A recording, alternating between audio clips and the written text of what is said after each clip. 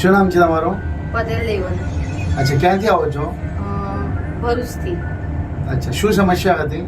મને 15 વર્ષથી સોરાયસિસની સમસ્યા હતી. અચ્છા, તો સોરાયસિસ થયો પછી તમે શું શું કર્યું અત્યાર સુધી?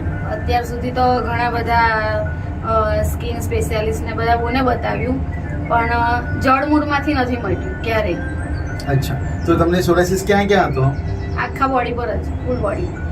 અમારી સંસ્થા જે રાજુદીશી પ્રેરિત લક્ષ્મીનારાયણ ચેરિટેબલ ટ્રસ્ટ જે નિરામે સ્વાસ્થ્યમ છે એનું માર્ગદર્શન તમને કોને આપ્યું? ઇન્સ્ટાગ્રામ પરથી લીધું હતું. ઇન્સ્ટાગ્રામ પરથી તમે લીધું હતું? ત્યાર પછી કોલ કર્યો અને ત્યાર પછી પણ મનમાં એવું થતું હતું કે કદાચ આ તો બહુ ટ્રાય કર્યો, હવે નહીં મટે, એટલે પણ તમારી સંસ્થામાંથી જ એક કોલ આવ્યો હતો કે ખાલી એક વખત બતાવી જુઓ એમ. અચ્છા. હા, ત્યાર પછી એક વખત બતાવવા આવ્યા તો 3 મહિના સુધી તો હજુ મનમાં એવું જ હતું કે નહીં મટે આમ, પણ અત્યારે બહુ સારું છે. અચ્છા, તો હવે તમે કોર્સ પૂરો કર્યો છે?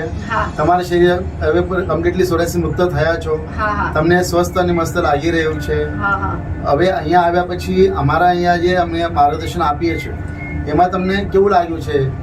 માર્ગદર્શન તો તમારા તરફથી ખૂબ જ સરસ મળે છે અને હું તો એવું જ કહીશ કે જે પણ આ સમસ્યાથી પીડાતા હોય એ લોકોએ ચોક્કસ એક વખત અહીંયા આવવું જ જોઈએ એમ. ઓકે, કઈ વાંધો નહીં. છતાં પણ મારું વ્યાખ્યાન તમે સાંભળ્યું હશે સોરાયસિસ મુક્તિનું. એ વ્યાખ્યાન જે સાંભળ્યું છે એમાં જે કહેવામાં આવ્યું છે એ ફોલો કરશો એટલે ફરીથી થશે નહીં, એટલે ભૂલો કરશો તો ફરીથી થઈ શકે છે. એટલે તેથી ભૂલો કરવાની નથી ને વારંવાર એ વાતને તમારે વાગડવાનો છે કે હવે ફરીથી ભૂલો ના થાય એના માટે.